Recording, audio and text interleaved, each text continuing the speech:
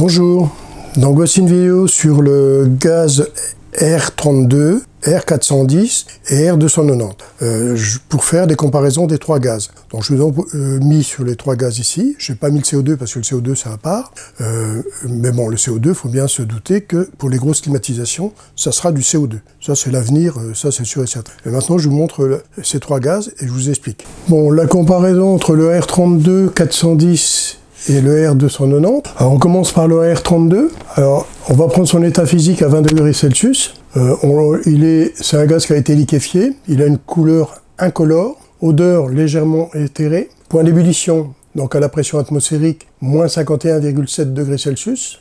Donc il descend assez bas en température. Pression de vapeur, 14,7 bars à 20 degrés. Alors les pressions sont toujours, sur les données de propriété, sont toujours en absolu. Donc en manométrique, vous retirez un bar, 13,7 par exemple. Pression de vapeur, 31,5 à 51 degrés. La masse volumique du liquide, 0,981 grammes cm3 à 20 degrés. Donc ça fait 0,981 kg par décimètre cube. Alors, j'ai trouvé deux masses différentes. J'ai pris celle-ci qui était dans un tableau que je fais confiance, mais ça se peut qu'il y ait une petite différence. Et j'ai retrouvé cette masse aussi chez Danfoss. Donc, je me suis dit, bon, ça devrait être bon. C'est comme les températures d'évaporation ou d'ébullition. À la pression atmosphérique, on a des petites différences. Ça parle de dixième, mais là, c'est pas trop grave. Mais il y a des fois, ça parle de degrés. Alors, c'est un peu perturbant, mais ça... ce tableau-là, normalement, devrait être bon. Température d'auto-inflammation, 6 à 48 degrés Celsius. Alors, ils disent non comburant. Solubilité dans l'eau, 280 grammes litre. Pression critique, 58,3 bars. Température critique, 78,11 degrés Celsius. Non comburant, il faut faire très attention. Le R32, il a du propane dedans, donc il est quand même dangereux pour moi. Donc il faut faire très attention à la manipulation. Comme je dis, je me répète dans plusieurs cours, il faut suivre une formation pour travailler avec ces gaz-là. Les gaz qui sont des propanes, enfin tout ce qui est isobutane, propane, butane, tout ça. C'est des gaz dangereux qui peuvent s'enflammer. On voit beaucoup d'accidents avec le R32 sur des vidéos dans YouTube. On ne sait pas ce qui s'est passé, il n'y a pas trop de détails. On suppose que c'est des manipulations qui ont mal été faites. Pour moi, c'est ça qui se passe. Donc les manipulations mal faites, ben, ça donne de gros dégâts. Donc c'est pour ça qu'il faut savoir ce qu'on fait, parce que c'est des gaz qui deviennent dangereux pour nous autres. Alors ce gaz-là, le R32, ben, un EDP 0, ce qui est bien, la couche d'ozone, il la détruit pas. Son GWP est 675, donc il est appelé à disparaître, puisqu'on va descendre tout à 150 de GWP. C'est une A2L. Alors A2L, ça veut dire peu inflammable. Pour moi, dès que c'est inflammable, c'est inflammable. Bon, maintenant le terme, il est employé assez bizarrement, mais bon, c'est comme ça. Alors ça, c'est une table que je me réfère souvent. C'est sur YouTube que je la trouve. Je la trouve assez bien faite. On voit toutes les pressions, le liquide, la pression en barre en absolu toujours, les densités aussi bien en liquide qu'en vapeur, les enthalpies liquide-vapeur et les entropies liquide-vapeur. Donc on a toutes les tables de ce que l'on veut qui existe sur internet facilement pour le R32 et les autres gaz. Mon diagramme, alors j'ai dit c'est un diagramme où je travaille, alors sur les trois gaz que je vais parler, j'ai fait 0 degré d'évaporation avec 40 degrés de condensation. J'ai mis 10 de surchauffe totale, donc 5 de surchauffe normale pour le détendeur et 5 sur la ligne d'aspiration. Et j'ai fait pareil pour le surfroidissement, j'ai mis 10 aussi. J'ai fait 5 pour le surfroidissement dans le condenseur et 5 dans la ligne liquide. Alors j'ai tracé des lignes qui sont ici, il y a une ligne ici, une ligne là, une ligne là, une ligne là. Cette ligne-là et cette ligne-là me représentent l'évaporateur, et cette ligne-là et cette ligne-là me représentent le condenseur. Alors sur la slide d'après, j'ai mis les valeurs. Donc ici, les valeurs sont 260 kJ kg, 270 kJ kg, 520 kJ kg et 565 kJ kg. Donc ici, c'est entrée condenseur, sortie condenseur, entrée évaporateur, sortie évaporateur. Il faudra faire la différence entre chaque poste pour pouvoir connaître les kilojoules kilogrammes que le gaz donne, et on le verra à la fin. Maintenant, les propriétés du 410. Bon, lui, il n'est pas dangereux. C'est un gaz qui a été liquéfié aussi, couleur incolore, légèrement éthéré. Point d'ébullition, moins 51,6. Il ressemble au R32 aussi. Température critique, plus 70,2. Pression critique, 49,7. Point d'éclair, néon. Pression de vapeur 16,18 bars à 25 degrés. Pression de vapeur à 31,1 bars à 50 degrés. Je rappelle toujours sans pression absolue. Masse volumique du liquide 1,177 grammes cm3 à 25 degrés. Alors là, pour le 410, les tables se ressemblent beaucoup. Donc là, j'ai pas eu trop de problème à trouver vraiment la densité exacte. Solubilité dans l'eau 0,045% à 25 degrés. Donc c'est un gaz où il n'y a rien à dire. Bon, c'est un 410. Il est, comment, on va dire, performant. C'est un gaz qui a un tout petit glissement, donc un petit glide. Il a un EDP de 0, donc il ne nuit pas non plus à la couche d'ozone. Mais par contre, GWP 2080, là, celui-ci va être supprimé bientôt, pour être remplacé par d'autres gaz. C'est A1, donc il n'y a rien à dire dessus. La table, c'est plus ou moins la même que tantôt, sauf que vous avez des valeurs différentes pour le 410. Donc ça, vous savez vous en servir quand vous voulez vous en servir, c'est facile. J'ai redessiné le même cycle sur le 410.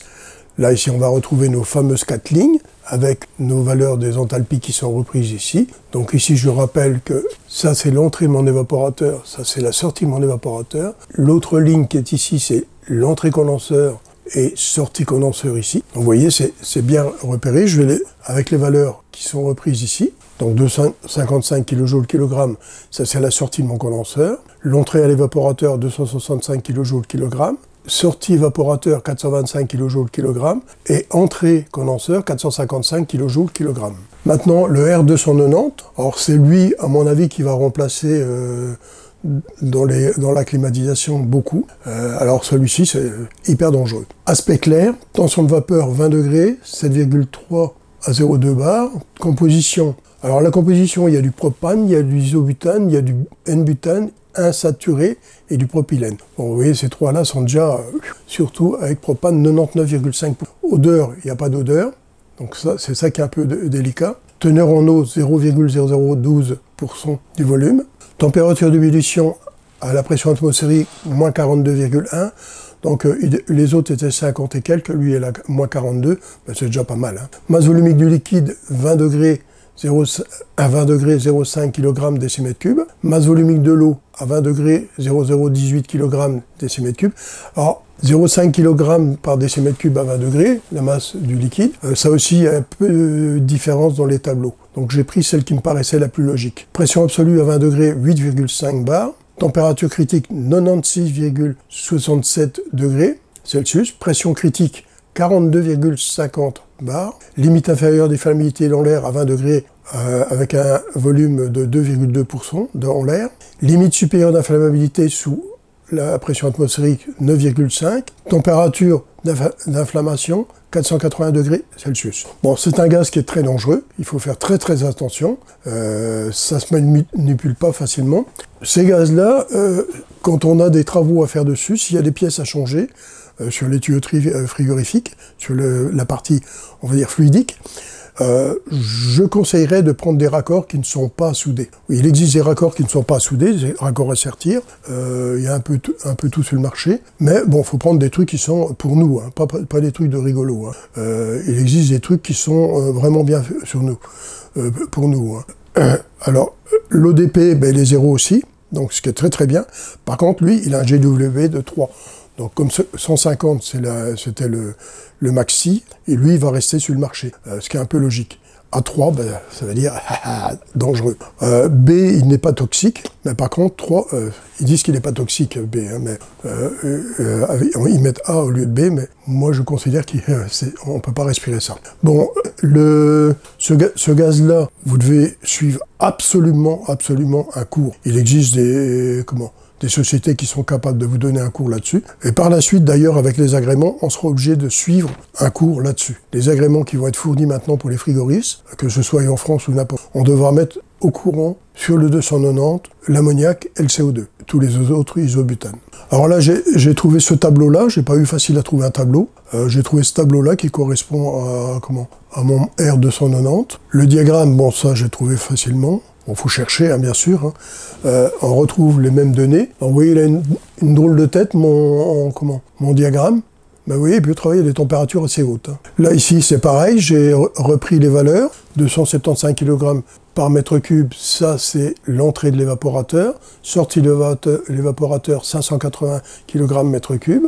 Entrée condenseur, 635 kg par mètre cube. Sortie condenseur, 290 kg par mètre cube. Donc ça, c'est les valeurs de mon R290. Alors, les chaleurs mastiques, kJ par kilogramme en position refroidissement, donc du côté de l'évaporateur. Le R32, 260 kJ kg, 170 kJ par kilogramme 410, R290, 305 kJ kg. Vous voyez, c'est l'R290 qui donne plus.